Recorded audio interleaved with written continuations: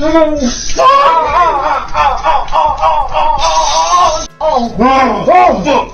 that shit, nigga. Fuck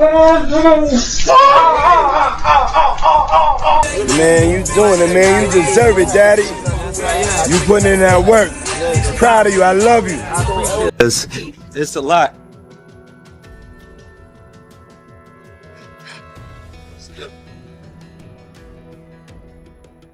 Listen up, because the streets are buzzing with some wild T-word on the block is that Meek Mill just pulled a disappearing act that would make David Copperfield jealous. And why, you ask? Apparently did he drop some heavy warnings that had Meek shook to his core, but that ain't even the half of it. Chill, the FBI is now all up in this mess, sniffing around like they're hunting for truffles. They say Meek's gone and fled the country faster than you can say dreams and nightmares. It's like he vanished into thin air, leaving everyone scratching their heads and wondering what in the world is going on now. I know you're dying for all the juicy details, and trust me, we're about to spill all the piping hot tea on this celebrity drama that's got the whole world talking. It's about to get real messy up in here. Meek Mills. Well, he said a Philly rapper. You understand? And it was redacted in the paperwork to that, because first of all, it had Meek Mills, it had Stevie J, they had redacted their names, and they had Usher, and they redacted their names and just said a performer of the Super Bowl and a Philly rapper. Everybody kind of knew back in the day that Meek Mills and Puff was a little too friendly. Anytime two rappers or two people in the industry come dressed up alike on more than one occasion, listen here, man. My dudes in Philly, I got some real strong dudes in Philly. They don't play that shit. And they probably embarrassed for the fact to see that Meek Mills, one of the street guys that came out of there, got caught up in this Hollywood shit. This Hollywood shit, whereas that he's dressing like, he dressing the same shit. He dressing like Diddy? Hugged up with Diddy? I think that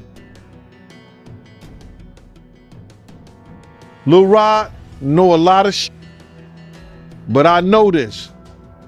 Two men dress alike, it's just like two men laying down. When they both get up, they both homos. And that's real talk, bruh. My man, you go to a party, dog, and the nigga got the same shirt you got on, I'm taking my shirt off. I'm walking around in a t-shirt.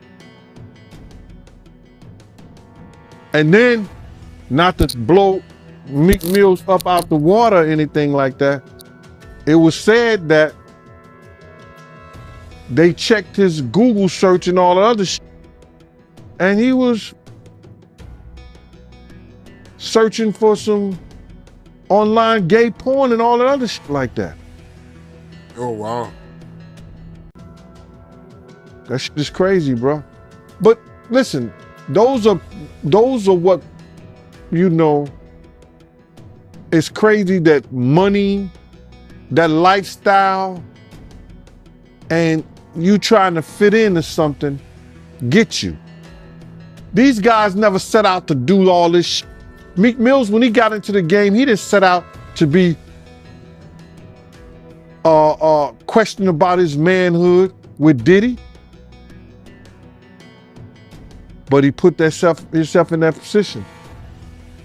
And messy it is. What if I told you Diddy's warning wasn't just a friendly heads up, but something that shook Meek to his core? The streets are whispering about a conversation that went down between these two that's got everyone's tongues wagging. What could Diddy possibly know that's got Meek running scared? Now, let's break it down for you. Picture this: Diddy and Meek, two heavyweight names in the rap game, having a little TDT that turned into a full-blown drama. We're talking about a conversation so intense it might as well have been a scene from a movie. But this ain't no script, honey. This is real life, and the consequences, they're hitting hard harder than a bass drop at a concert word on the street is that Diddy pulled Meek aside at some Bobby industry party, you know, the type champagne flowing, bling blinging, and egos bigger than the venue itself. But instead of toasting to success, Diddy supposedly dropping bombs that had Meek looking like he'd seen a ghost. Now, what exactly did Diddy say? That's the million-dollar question, sis. Some folks are saying it was a straight-up threat, like something out of a mafia flick. Others swear it was more of a watch-your-back type of warning. Either way, it was enough to send Meek packing faster than you can say dreams and nightmares. But here's where it gets real juicy. Rumor has it that Diddy's warning wasn't just about me. Nah, it's bigger than that. We're talking industry secrets, hidden alliances, and maybe even some dirt that could shake up the whole game. It's like Diddy's got the keys to a vault of information that could make or break careers. They also revealed that they got photos and videos of Diddy freakos. When they did that raid, you understand, what they did was prior to the raid, they reviewed that civil lawsuit. And that civil lawsuit told, Cassie's civil lawsuit was LaRod had already did it. LaRod hadn't did his yet, did he? Did LaRod do his lawsuit before the raid or after the raid?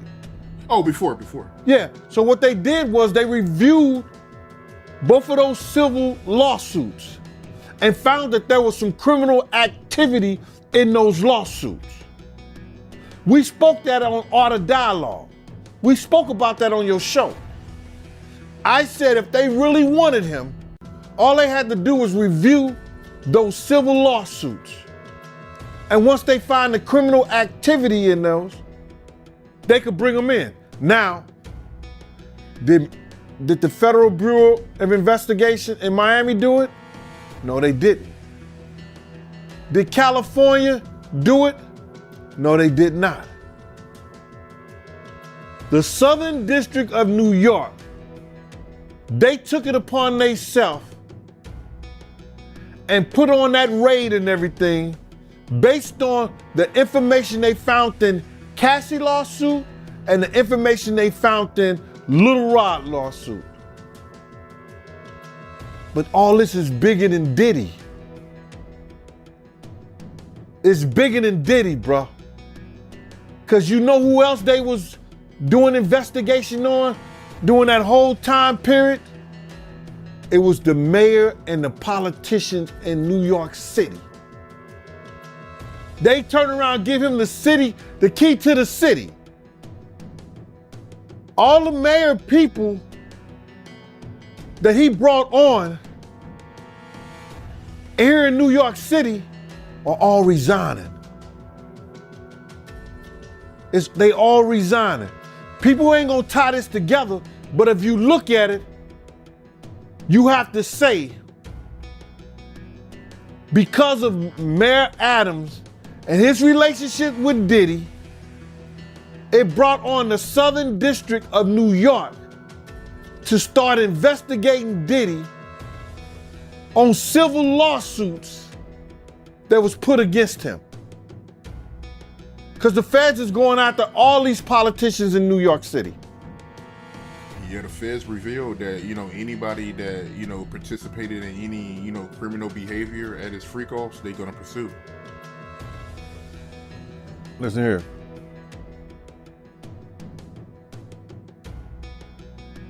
The mayor here take like 15 spoons of sugar in his coffee. So it's all a possibility. Do you think it's any celebrities on them tapes? Bro, he gave celebrity parties.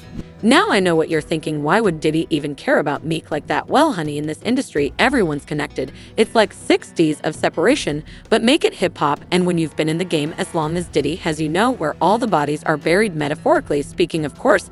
Some insiders are saying that Diddy's warning was actually a power move. You know how these mogul are always playing chess while everyone else is playing checkers. Maybe Diddy's trying to assert his dominance, remind everyone who's really running things behind the scenes, or maybe he's trying to protect Meek from something even bigger coming down the pipeline. But let's not forget about Meek. And all this, our boy is not exactly known for backing down from a fight. Remember his beef with Drake? Meek was throwing punches left and right, not caring who he offended. So for him to suddenly go MIA after a chat with Diddy that's got to mean something serious went down. Now, I'm not one to speculate too much, but what if Meek knows something he shouldn't, something that could put him in the crosshairs of some powerful people? It's not like the rap game is all sunshine and rainbows. There's a dark underbelly to this industry that most folks don't see, and maybe Meek got a little too close to the fire. Of course, we can't rule out the possibility that this is all just a big misunderstanding. Maybe Diddy was just giving Meek some fatherly advice, and Meek decided to take an impromptu vacation. But let's be real, when was the last time anything in this industry was that simple? You know, I think they're not telling the whole truth, is that because of the situation in Miami and the situation in California, and they closed the clubs like 2 a.m., 3 a.m. and something like that, that Justin and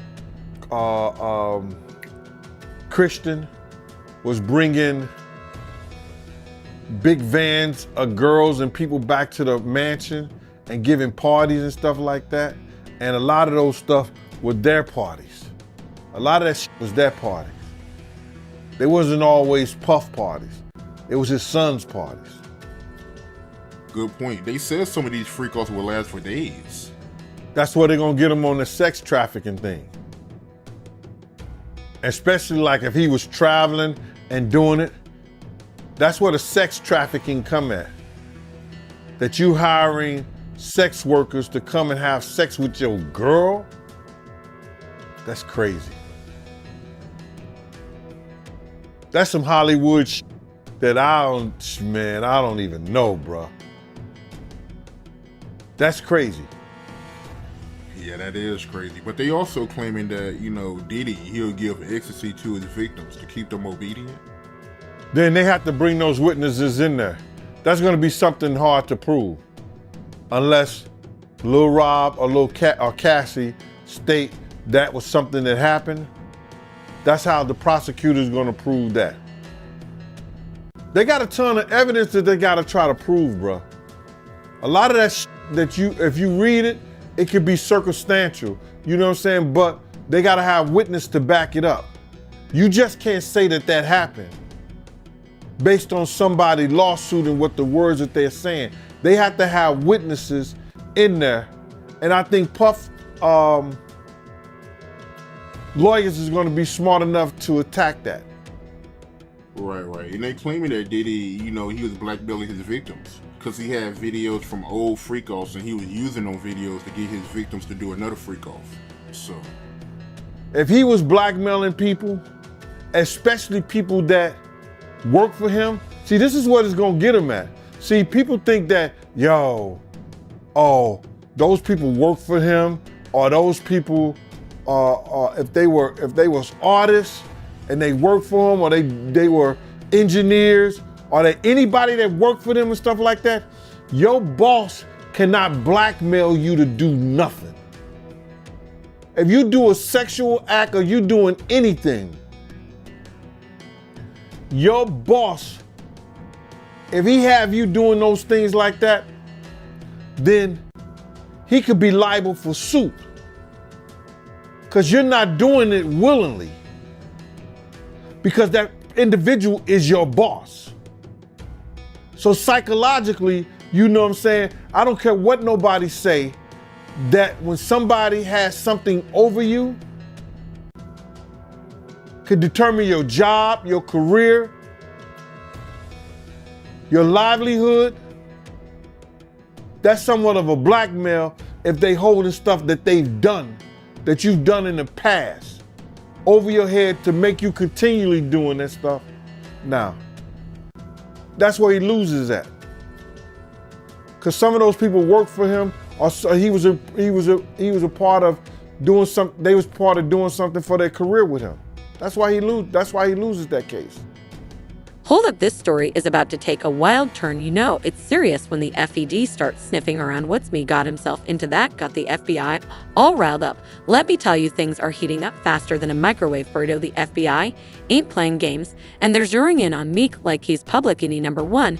But why that's the million-dollar question everyone's asking. Word on the street is that the feds are digging deep into Meek's business. We're talking financial records, phone calls, the whole 9 yards. It's like they're trying to put together a puzzle and Meek the missing piece.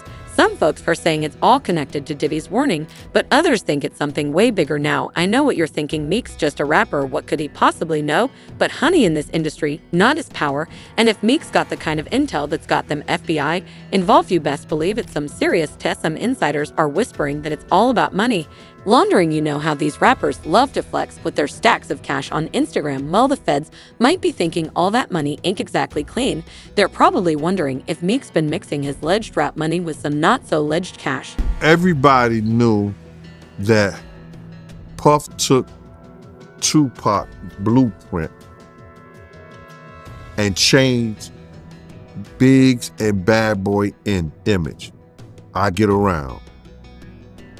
I Get Around talked about how fly you was, how many girls you mess with, how many cars you drive, how much money you got, what you willing to do. He took his image. Pac was the first one on the scene wearing Versace shirts. He went and got the same Versace shirts Pac had. Which, all right, some dudes would do that. You would never catch me wearing something else, something that somebody else got. He was knocking down all the women that he thought Pac was knocking down. And what I mean is having sex with. Why would you want to have sex with women you know for sure a dude that was once cool with you was dealing with? That's that image. Because you got to realize, bruh, Puff and Pac was cool at one time. We know this. Mopreem said that they was going to sign the Bad Boy. So if he's going to sign to Bad Boy, it was because of Corey and them. I put that picture on the internet. I put the picture on my channel of Corey Jones. Is Corey Jones, Corey Jacobs? I think Corey Jacobs and Pac right next to each other. Those was the real bad boys of Bad Boy. You understand? Those are the ones who got the 16 to life sentences. That Pac was gonna go and be with them first. But then Mopreem said, when it became just Big and Puff, because Corey and them went to jail, he changed his direction. But nobody know why Pac and Puff fell out like they did. You understand what I'm saying? Nobody know why. But Puff had an obsession with him for whatever reason it was, because he started wanting to act. He started wanting to rap.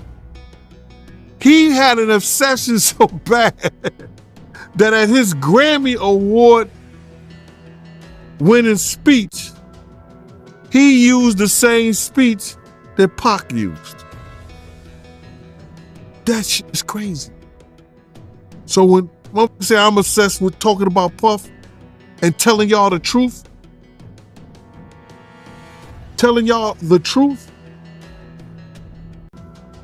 who's obsessed with who? Pac had Sarah before Puff.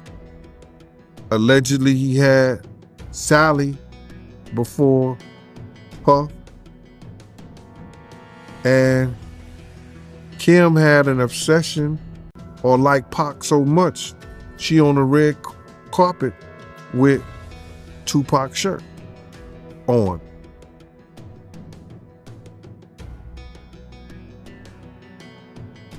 Who's obsessed with who? So you believe Diddy, he only got with Sarah Chapman because Pac, he had her at one point. And it was a bet in the office. Sarah was messing with an NBA basketball player.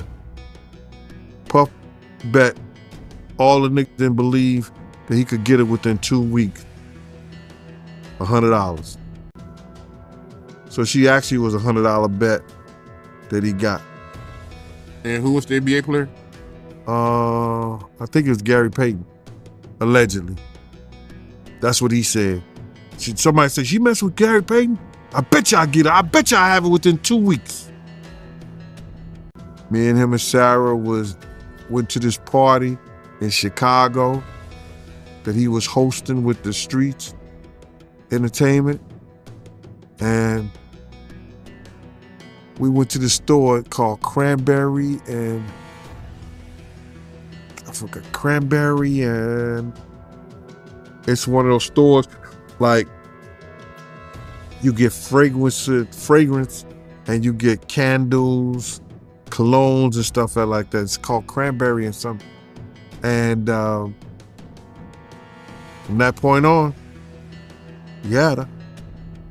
But you gotta realize, Misa and Kim was friends. Misa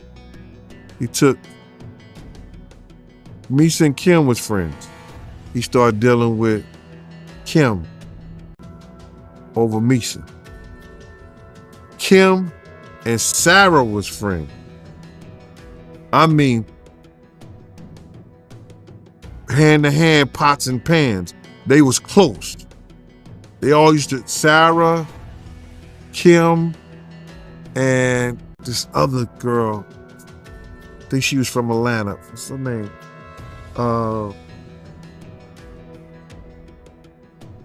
It missed me right now. But they all used to hang together. So then, he went from Kim to Sarah. He liked to do the friend thing. Looked like that. But here's where it gets real juicy. Remember that warning Diddy gave Meek. What if it wasn't just about protecting Meek, but about protecting himself? Maybe Diddy knew the feds were closing in, and he was trying to keep Meek quiet. It's like a game of chess, and Meek might just be the pawn now. Let's not forget about Meek's past. Our boy's had his fair share of run-ins with the law. Maybe the FBI is thinking he's falling back into old habits, or worse, maybe they think he gotten involved with some seriously shady characters. But here's the thing that's got everyone scratching their heads.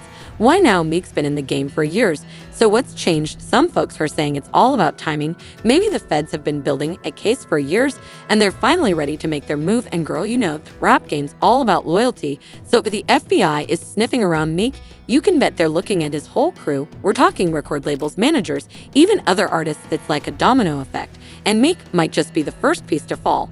But let's get real for a second. The FBI don't just show up for no reason. They must have some pretty solid evidence to be going after Meek like this. Maybe they've got wiretaps.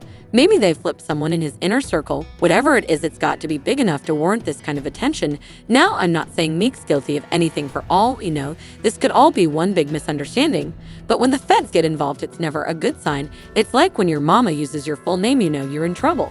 Gene, like 14 years older than me, 15 years older than me. You know what I'm saying? But you know, he was a probation officer. So he operated a little bit different. I was in the street full time, bro. You feel me? Like, I was outside in the field. So like, you know, you would hear Gene say when they got a threat on their life, Diddy told him, I'm not trying to hear that shit, Gene. Because it's your job to be gangster. It's your job to get wild with people. That's what you're getting paid for. So when you see people like that coming out, it's because they know for a fact, like, it's things that's going on they don't agree with, but they not man enough to say, you know what, I'm not standing for this. So a lot of love me because if I see some guys doing something crazy to a female, hold on, boy, not in front of me. So that'll lead me to get like, oh, we ain't gonna hire him no more because he's not gonna allow this. So that's how like I ended up, like whenever Imana called me, I'm immediately coming because like he not on this strange shit y'all on. You know what I'm saying? That's why like if I don't want to say his name, I'm still on the contract with him. Let me be careful here. Let me be careful here, man. Let me be careful, cause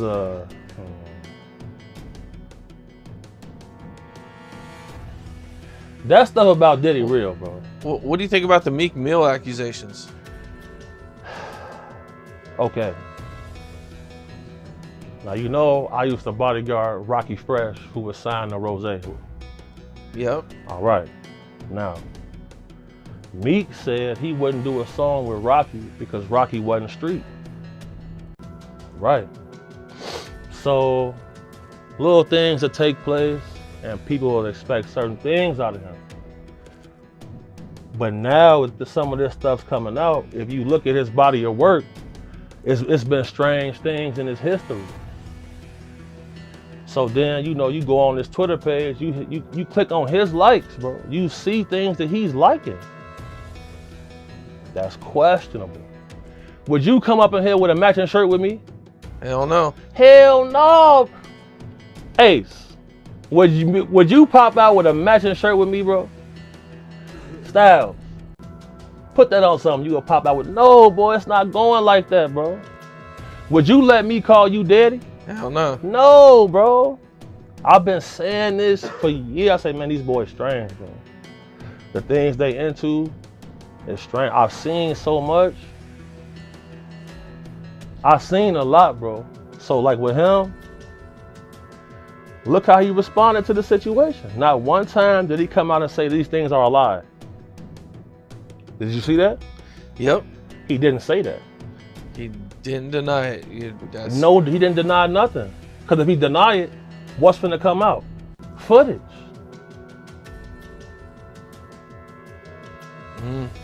So you think Diddy has footage on Meek? For sure. He got cameras through his whole crib.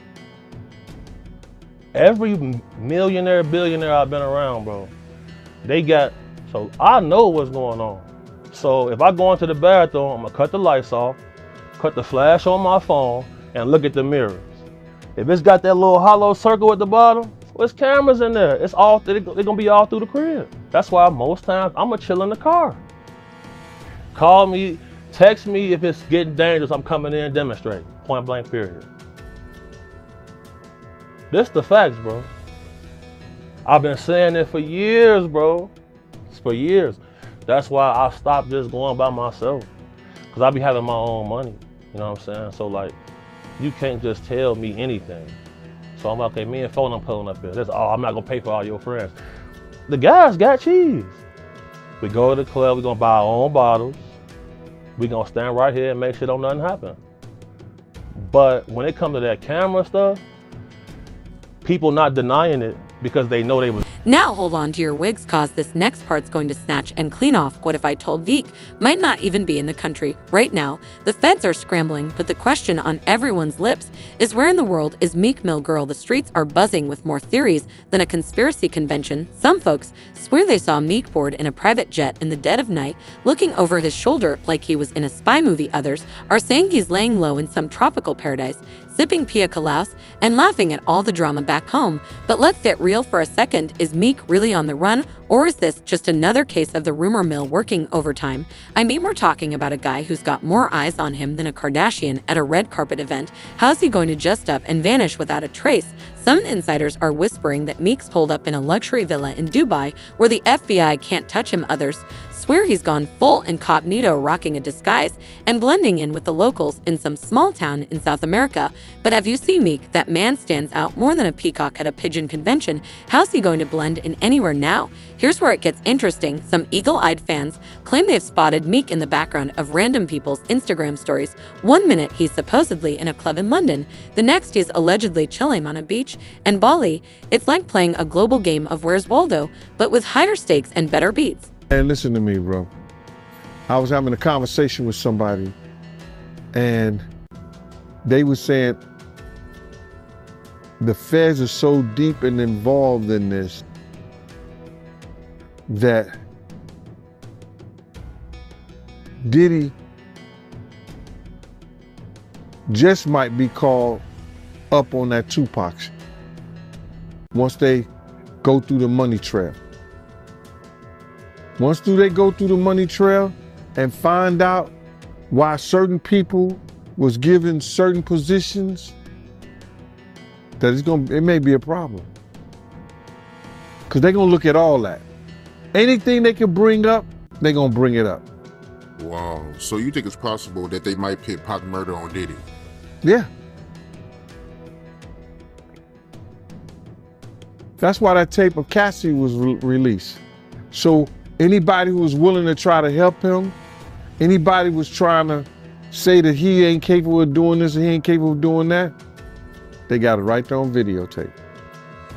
But you being around at that time, right? Because you was working at Bad Boy at that time when, you know, the whole Pocket Big thing was going on. You personally, do you think they can get Diddy on Pac murder? Well, they always said something about $1 million check, and nobody knew where the $1 million came from. Puff may have said it in a couple of rap songs and things like that. But they would have to trace the check back to if that check Eric Von Zip had. And I'm not gonna say the person who they said they gave it to, because I've said it before, and I told people who contacted me that I would bring old boy name up on there because of situations that he's having in the federal government right now. So if they trace it back to Eric Von Zip and say, why were you on, and he's dead now, but they have to explain why did he was able to get some publishing money or some kind of deal off the sale of Black Ground Records, and they put him as Tank manager or Tank something for Tank, this, that, and the third. Why did they do that? Yeah, I got you. And when you say check, right, just to get some clarity for the people that don't know what you're talking about, you talking about the $1 million check, right, that they put on Tupac to get him killed, the hit? Yeah, what I'm talking about is that if Puff has said on a couple of records that he'll pay $1 million to, but he was just talking to people randomly. So now everybody said that, and Keefy D said that Puff told them that he'll give them $1 million. Now, do we believe that? I don't know. I don't think so. I don't. Because it was situations whereas that it could have got done by certain people that was around them, but it didn't happen.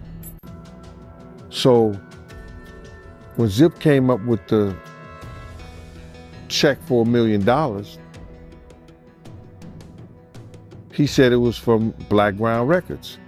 And he said that who he got that money from. So now, if that's true, then the feds would have to go in and do a money trace on where did that check come from. And then they're gonna say, why? Why was that check given to Eric Von Zip or Eric Zip Martin or Eric Martin?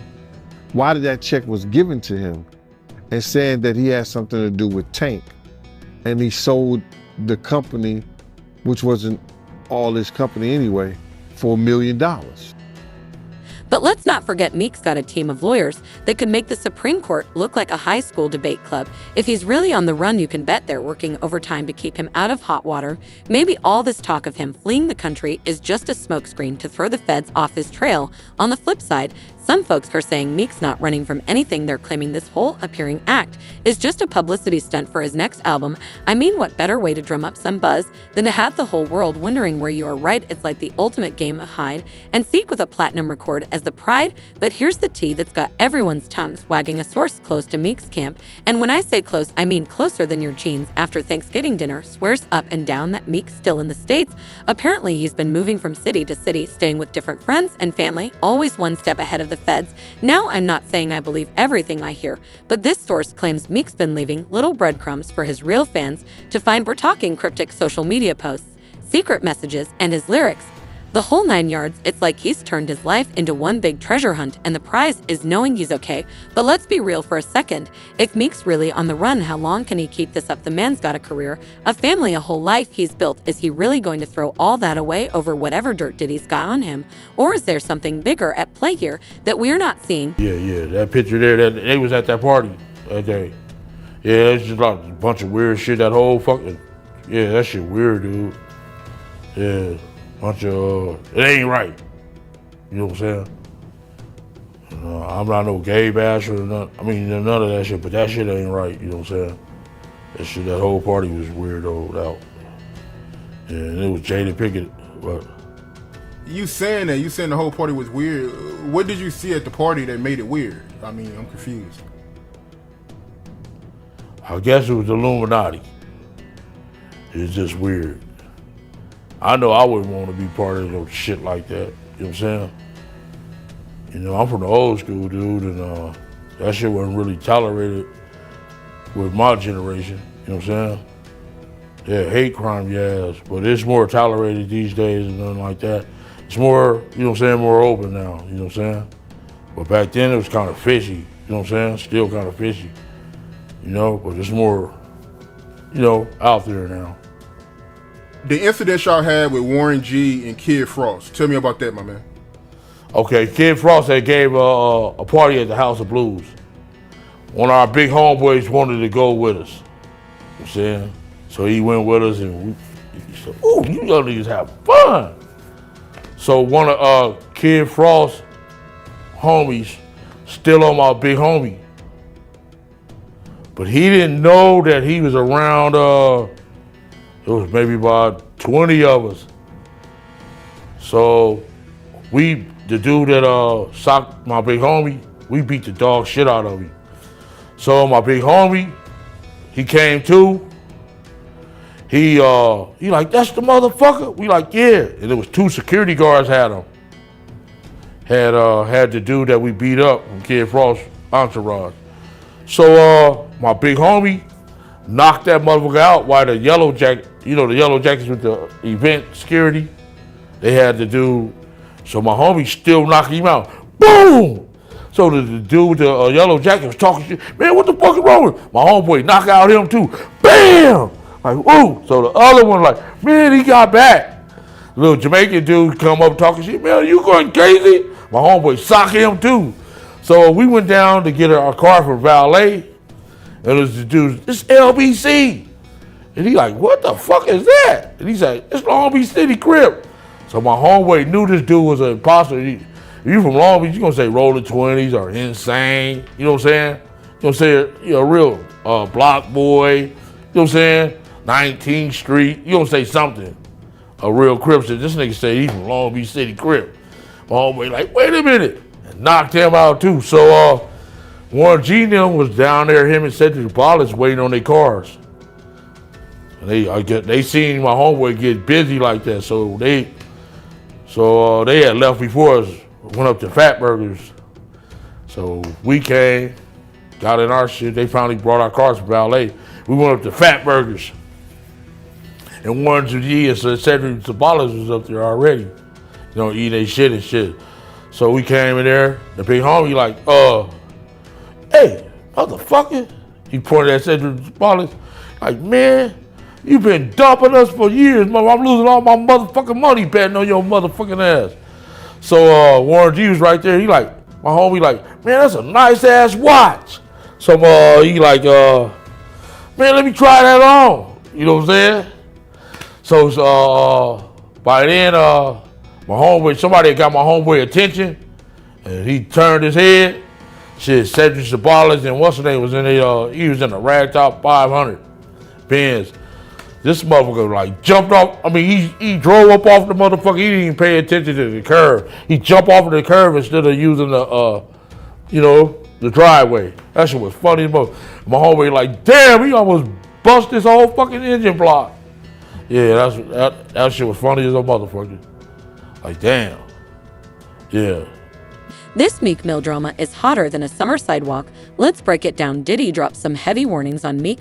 The FBI starts sniffing around like bloodhounds.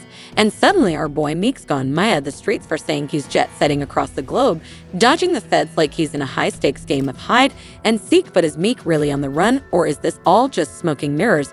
Some folks think he's sipping cocktails in Dubai, while others swear he's right here in the States, leaving breadcrumbs for his real fans. One thing's for sure in the world of hip-hop, nothing's ever simple. This story has got more layers than a wedding cake, and we're all dying to see what happens next. Keep your eyes peeled, because you know this tea is going to keep on spilling.